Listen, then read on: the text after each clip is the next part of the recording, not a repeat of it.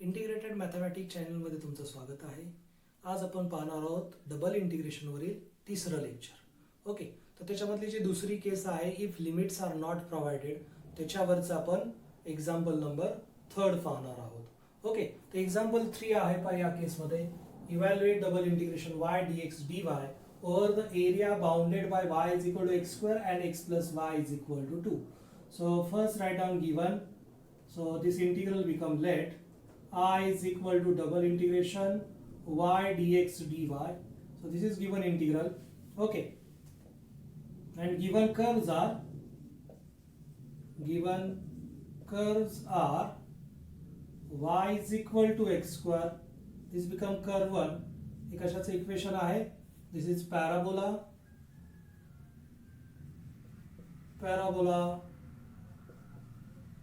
passing through origin, okay, and symmetric to y-axis. Okay, एवढं detail लिहायची गरज नाही कारण स्टँडर्ड इक्वेशन आहे, सर्वांना माहित आहे. And second equation of curve is x plus y is equal to 2. Okay, so this is equation of straight line. Okay, कशाचं इक्वेशन आहे? स्ट्रेट लाईनचं इक्वेशन आहे. ओके, तर सुरुवातीला काय करूया? पॉइंट ऑफ दोनच इक्वेशन आहेत, पॉइंट ऑफ इंटरसेक्शन आपण फाइंड करूया. Find point of intersection.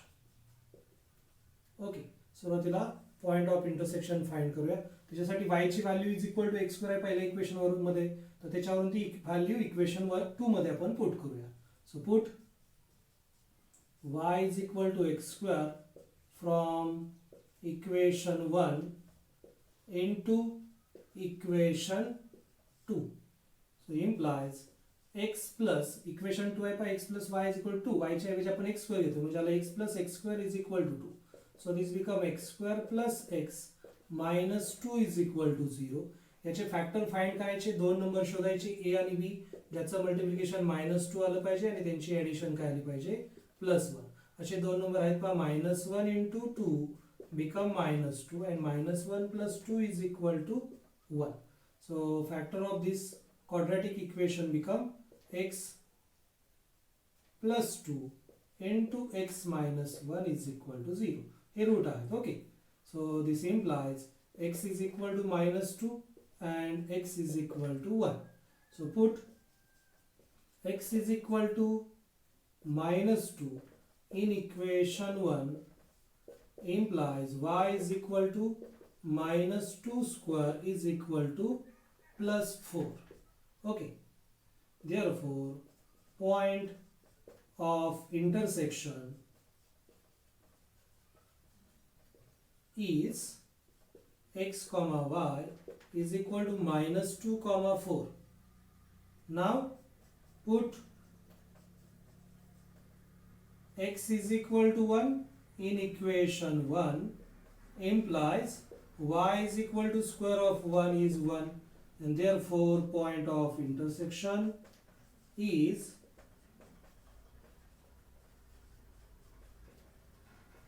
is 1 comma 1. ओके, या पद्धतीने दोन पॉइंट ऑफ इंटरसेक्शन भेटलेले आहेत. पहिला पॉइंट भेटला -2 comma 4 आणि दुसरा भेटला 1 comma 1. आता आपण आपल्या कर्व ज्या आहेत त्या ड्रॉ करूया. So in our region first curve is y is equal to x square. Okay, जो की पॅराबोला आहे, symmetric to y axis and passing through origin. Okay, साधारण या टाइप मध्ये काहीतरी तो असेल. जनरल आपण कर्व ड्रॉ करतोय, रफ स्केच आहे हे. Okay, so this is our parabola y is equal to x square. Okay, आणि लाईन दिलेली आहे x plus y is equal to 2. Okay, त्याचे पॉइंट ऑफ इंटरसेक्शन काय आहेत? -2 comma 4 आणि 1 comma 1. ओके, तो -2 comma 4 जनरली या ठिकाणी तो कुठेतरी पॉइंट असेल -2 comma 4, कारण x निगेटिव्ह आहे आणि y पॉझिटिव्ह आहे. आणि दुसरा पॉइंट आहे 1 comma 1, तो फर्स्ट क्वाड्रंट मध्ये असणार आहे. ओके, तर या पॉइंट मधून पास होणारी ती लाईन असणार आहे, या दोन पॉइंट मधून. साधारण जनरली या टाइप मध्ये ती लाईन असेल. ओके, हा पॉइंट घेतो मी 1, 1. ओके, तर या पद्धतीने आपल्या दोन्ही कर्व आपण ड्रॉ केलेले आहेत. आता त्या दोघांनी बाउंड केलेला रिजन आपल्याला हवा आहे. ओके, या कर्वच्या वरती आणि या कर्वच्या खाली या दोघांनी बाउंड केलेला रिजन, तर तो जनरली हा रिजन असणार आहे. ओके, शेडेडने मी दाखवलेला या दोन्ही कर्वने बाउंड केलेला दोघांच्या मध्ये असणारा रिजन. ओके, आणि हा रिजन आहे आर. ओके, आर या लेटरने मी तो रिजन मी डिनोट केलेला आहे. बरोबर, पॅराबोलाच्या वरती आणि स्ट्रेट लाईनच्या खाली या दोघांनी बाउंड केलेला, दोघांनी बंदिस्त केलेला रिजन म्हणजे बरोबर हा येतो पहा. ओके, हा एवढा रिजन जे दोघांनी बाउंड केलेला रिजन आहे.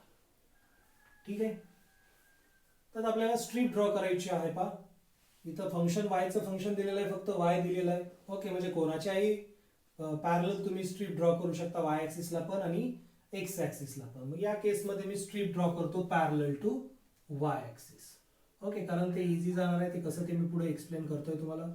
Strip draw parallel to y axis. Okay, so draw strip parallel to y-axis. Okay, y ला पॅरलल स्ट्रीप ड्रॉ केलेलं आहे, म्हणजे तुम्हाला सुरुवातीला x चं लिमिट फाइंड करायचं आहे. So here lower and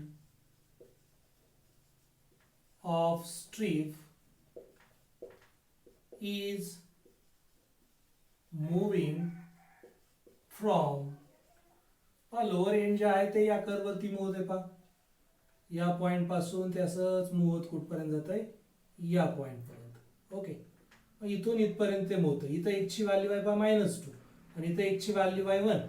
so moving from x is equal to -2 to x is equal to 1. And therefore limits for x are x is equal to -2 to x is equal to 1. हे झाले x साठीचे limit. Okay, आता काय करायचं, y साठीचे limit find करायचे. त्याच्यासाठी आपल्या स्ट्रीपचं लोअर एंड कोणत्या कर्व वरती मूव होते ते बघायचं आणि अप्पर एंड कोणत्या कर्व वरती मूव होते ते बघायचं. नाव lower end of strip is moving on curve. हे लोअर एंड आहे आपल्या रिजन मध्ये, या कर्व वरती मूव होत आहे. त्याचं इक्वेशन आहे y is equal to x square. याच्यावरून y ची व्हॅल्यू काय येणार आहे, एक्स स्क्वेअरच येणार आहे. y is equal to direct x square आहे. And upper end of curve is moving on, upper end हे आहे पहा. आणि स्ट्रीप जर मूव्ह केली आपण अशी मागं पुढं, तर अप्पर एंड जे आहे ते आपल्या रिजन मध्ये या सिंगल कर्व वरती मूव्ह होत आहे. ओके, त्या कर्वचं इक्वेशन आहे x plus y is equal to काय दिलेलं आहे 2. x plus y is equal to 2 असं त्या कर्वचं इक्वेशन आहे. Okay, so this curve become x plus y is equal to 2. मग याच्यावरून y ची व्हॅल्यू मिळेल y is equal to 2 minus x. And therefore limits for y are y is equal to x square to y is equal to 2 minus x. Okay, हे lower limit असणार आहे, upper limit असणार आहे. Okay, lower end ज्या curve वरती move होत आहे त्या कर्व वरून फाइंड केलेली y ची व्हॅल्यू म्हणजे लोअर लिमिट, आणि अप्पर एंड ज्या कर्व वरती मूव्ह होत आहे त्या कर्वच्या इक्वेशन वरून फाइंड केलेली y ची व्हॅल्यू म्हणजे अप्पर लिमिट. ठीक आहे, so therefore i is equal to, आणि मग आपलं इंटिग्रेशन होईल पहा. i is equal to x चं लिमिट आपण फाइंड केलेलं आहे -2 to 1. Okay, into bracket y साठीचं लिमिट आहे y is equal to 2 minus x square. Lower limit आहे x square two upper limit 2 minus x. Function become y dy bracket complete dx. So we get integration x is equal to -2 to 1. Integration of y is y square upon 2. Limit from x square to 2 minus x dx. So we get integration x is equal to -2 to 1. 1 upon 2 constant मी बाहेर घेतलं, आतमध्ये उरलं y square. त्याच्यामध्ये limit put केलं ते आलं 2 minus x bracket square minus square of x square into dx. थोडं सिम्प्लिफाय करूया. So after simplification we get 1/2 integration -2 to 1. This is limit of x. X is equal to -2 to 1 in bracket 2 minus x bracket square. A minus b bracket square formula use करायचा. a square minus 2ab plus b square. a म्हणजे 2 आहे, b म्हणजे x आहे. म्हणजे येणार आहे 2 चा square 4 minus 2 into 2 into x become 4x minus plus x square, then minus x square चा स्क्वेअर येणार आहे x raised to 4 bracket complete dx. तर याचे इंटिग्रेशन घ्यायचं ते येणार आहे 1/2 कॉन्स्टंट ॲज इट इज. 4 चे इंटिग्रेशन 4x मायनस 4 कॉन्स्टंट आहे तसा x चे integration x square upon 2 plus x cube चे x स्क्वेअर चे integration x cube upon 3 minus x raise to 4 चे integration x raise to 5 upon 5 limit from -2 to 1. ओके, या ठिकाणी x चं लोअर लिमिट आहे -2 आणि अप्पर लिमिट आहे 1. आता लिमिट पुट करूया 1/2 as it is into bracket. सुरुवातीला अप्पर लिमिट पुट केलं ते आलं 4 मायनस या ठिकाणी पहा 2 चा भाग जातोय म्हणजे आलं -2. कारण x ची व्हॅल्यू 1 पुट केली तर याच्यामध्ये काय कोएफिशियंट मध्ये चेंज होणार नाही. ओके, x ची कोणती पॉवर घेतली तर 1च येते. 1 ने कोणालाही मल्टिप्लाय केलं तर परत तेच उत्तर येतं. त्याच्यामुळे येणार आहे 4 - 2 then plus 1/3 then minus 1/5 bracket complete. नंतर मायनस साइन देऊन x च्या जागी लोअर लिमिट घेतलं 4 into -2 -2 into -2 चा स्क्वेअर प्लस 1/3 into -2 चा cube minus 1/5 into -2 raised to 5. Okay, मग या पद्धतीने हे आलेलं आहे पहा 1/2 into ब्रॅकेट हे 4 - 2 become 2 plus 1/3 as it is minus 1/5 as it is. आता हे सिम्प्लिफाय करायचं आणि मायनस साइन आत पाठवायचं. याचा आन्सर येते पहा -8. हे मायनस मायनस प्लस 8 होऊन जाईल. याचं पण आन्सर येते पहा -2 चा स्क्वेअर 4 आणि 4 into -2 become 8. So this is also plus -8 minus into minus plus 8. Okay, याचा आन्सर येते पहा -8 divided by 3. हे मायनस आणि बाहेरचं मायनस प्लस 8 divided by 3 येईल. याचा आन्सर येते पहा minus minus plus 32 divided by 5. Okay, आणि मग ते होऊन जाईल -32 divided by 5. ओके, आता याची ॲडिशन आपण घेऊया. So this become 1/2 as it is. हे 2 प्लस 8 प्लस 8 ते आलं पहा 18.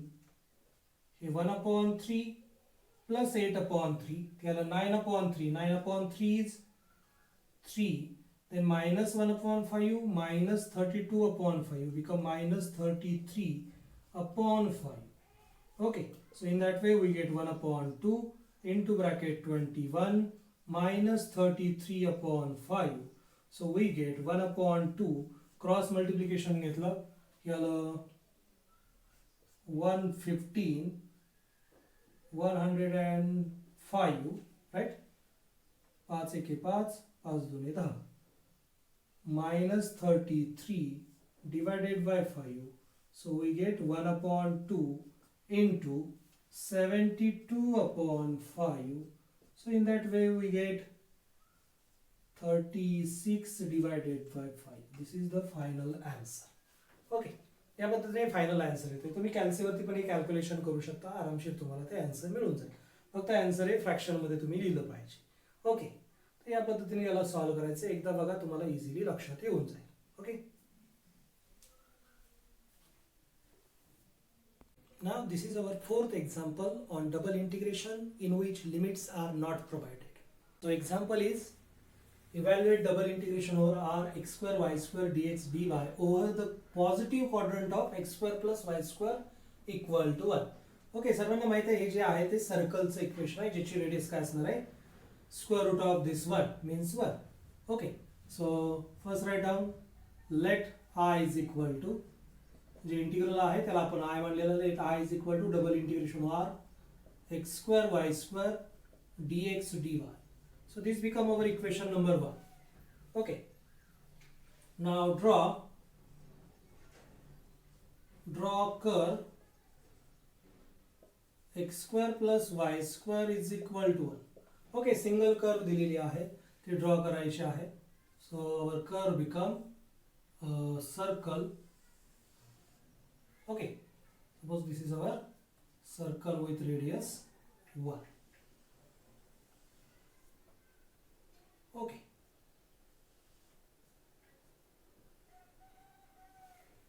आता या सर्कलच्या पॉझिटिव्ह क्वाड्रंट वरती आपल्याला हे इंटिग्रेशन फाइंड करायचं आहे. रिजन कुठे आहे? पॉझिटिव्ह क्वाड्रंट मध्ये. Okay, so this is our region of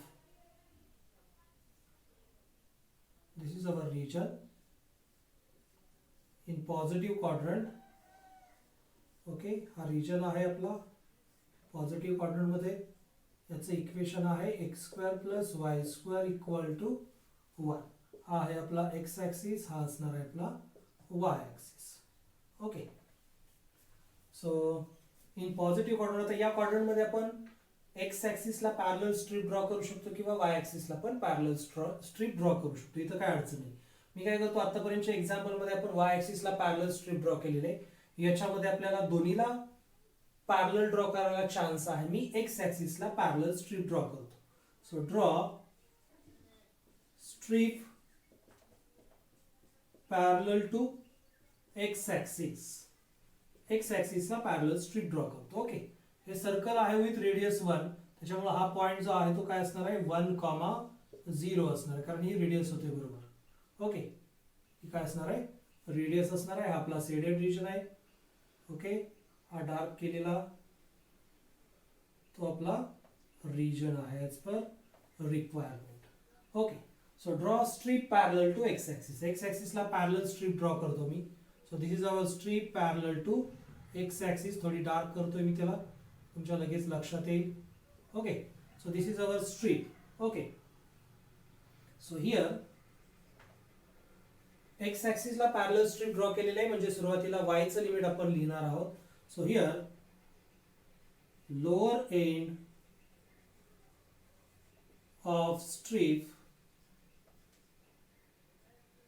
is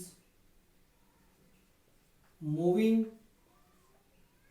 in R from y is equal to 0. Minimum हे लोअर एंड पाय स्ट्रीप अशी आपण वरती खाली मूव केली तर मिनिमम कुठे येईल? या पोझिशनला आपली स्ट्रीप येईल. या पॉइंटला y ची व्हॅल्यू असणार आहे 0. So lower end at y is equal to 0. आणि इथं पॉइंट आहे आपला 0,1, कारण हे डिस्टन्स सुद्धा काय आहे? आपल्या सर्कलची रेडियस आहे. So 2y is equal to 1 and therefore limits for y are y is equal to 0 to y is equal to 1. हे y साठीचे लिमिट्स आहे. ओके, आता आपल्याला x साठी लिमिट फाइंड करायचे आहेत. नाव lower end of strip is moving on curve. हा कोणत्या कर्व वरती लोअर एंड मूव्ह होते?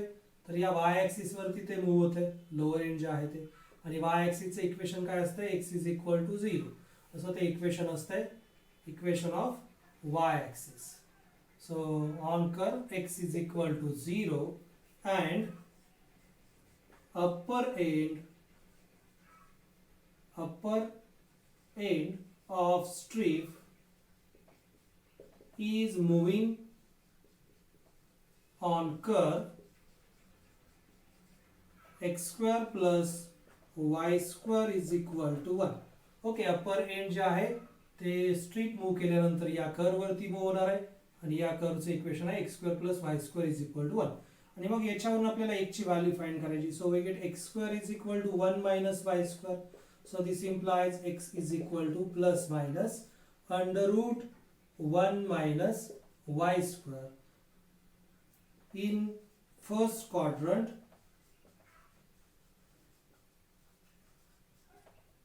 x is equal to under root 1 minus y². हे पहिल्या क्वाड्रंट मध्ये चाललेलं आहे. पहिल्या क्वाड्रंट मध्ये x ची value he x is always positive, त्याच्यामुळे इथं पॉझिटिव्ह साइन द्यायचं. and therefore limits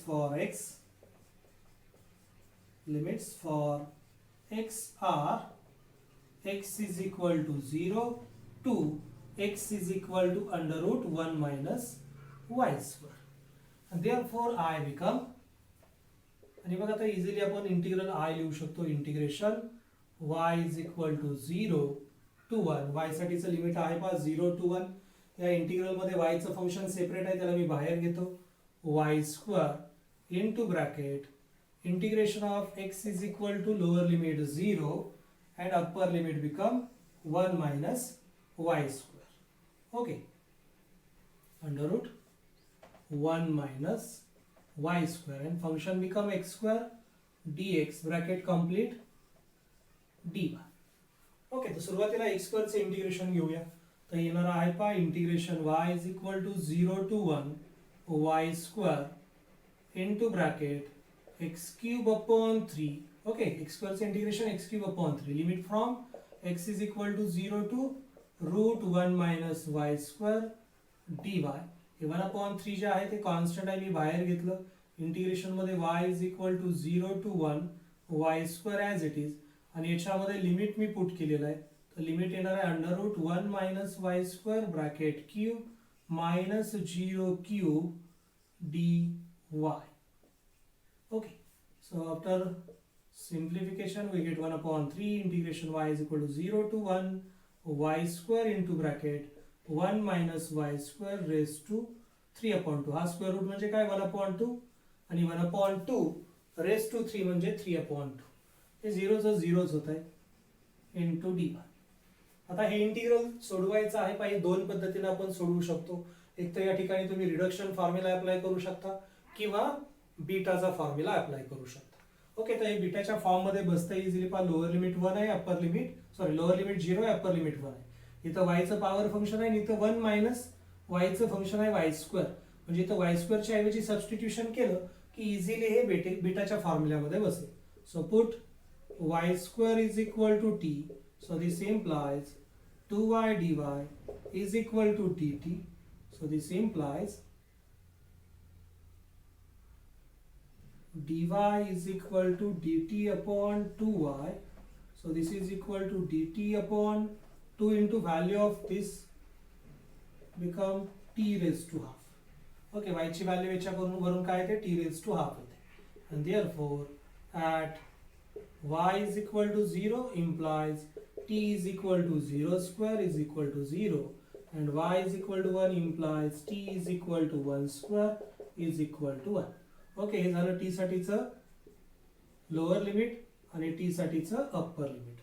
therefore I is equal to integration t is equal to 0 to 1 y square च्या ऐवजी t घेतलेलं आहे into bracket 1 minus y square च्या ऐवजी t bracket raised to 3/2 into dy च्या ऐवजी आलेला आहे dt upon 2 into t raised to half.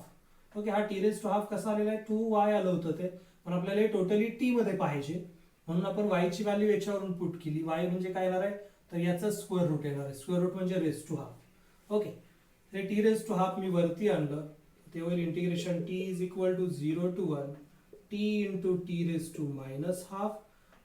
Okay, हे 1 अपॉन 3 लिहायचं राहिले पाहिजे.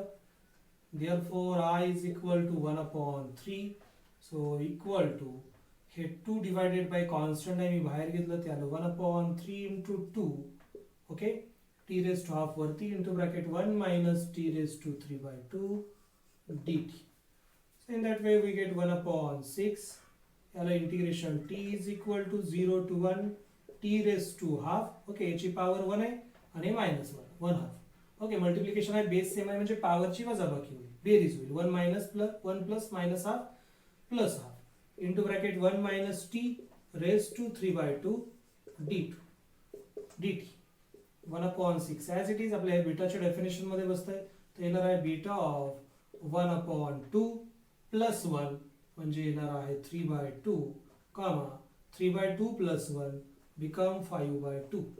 ओके, या पद्धतीनं बीटाच्या टर्म मध्ये हे इंटिग्रल येऊन जाते. याला पुढे जाऊन आपण सिम्प्लिफाय करू शकतो. Beta in terms of gamma लिहिलं की ते सिम्प्लिफाय होते.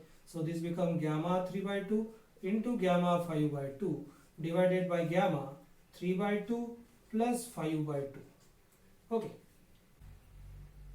Now